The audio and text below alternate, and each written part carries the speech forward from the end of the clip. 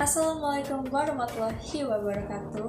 Om Swastiastu, Namo Buddhaya, Shalom, salam sejahtera bagi kita semua.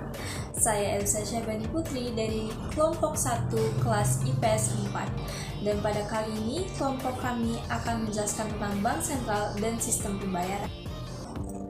Sebelum kita lanjut ke materi, saya akan menyebutkan nama-nama anggota dari kelompok 1. Yang pertama ada saya sendiri, yaitu Elisa Syahbani Putri. Yang kedua ada Parihatu, yang ketiga ada Mikael Charles, dan yang terakhir adalah Raihan Gibran.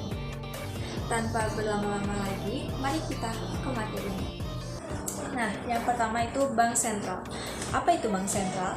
Bank sentral merupakan badan keuangan yang dimiliki oleh negara yang tujuannya untuk mencapai ekonomi yang tinggi dan stabil. Nah, bank sentral juga memiliki tujuan loh. Nah, apa itu tujuannya? Tujuannya itu untuk menjaga kestabilan nilai rupiah.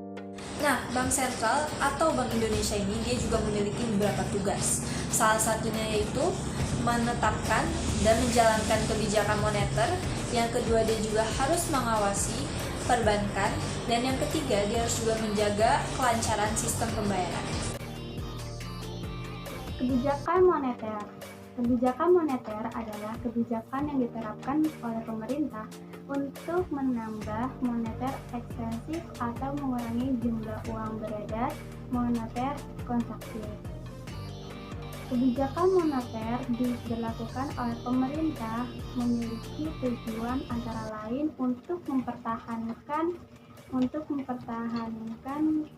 stabilitas ekonomi, mempertahankan stabilitas harga, meningkatkan kesempatan bekerja, serta memperbaiki neraca pembayaran.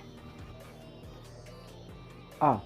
Monetary Expansive Policy atau kebijakan moneter ekspansif adalah kebijakan pemerintah dengan cara menambah jumlah uang yang beredar di masyarakat. Kebijakan ini juga dikenal dengan kebijakan moneter longgar atau easy money policy.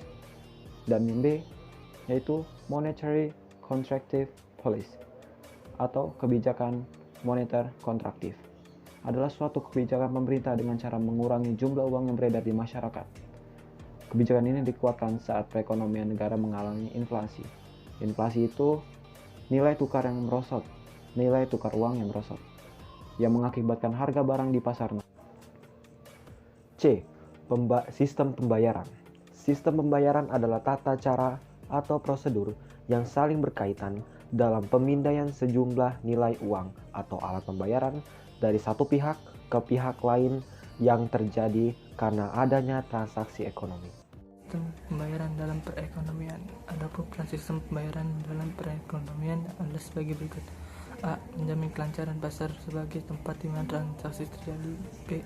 Memungkinkan terjadinya spesialisasi pada produksi. C. Membantu menentukan seberapa efisien transaksi dilakukan dan diselesaikan. D. Mempengaruhi tingkat dan laju pertumbuhan ekonomi serta efisien pasar keuangan.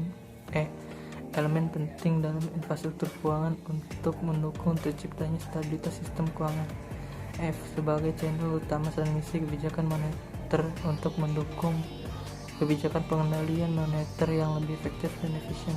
G. Mendukung efisiensi dan efektivitas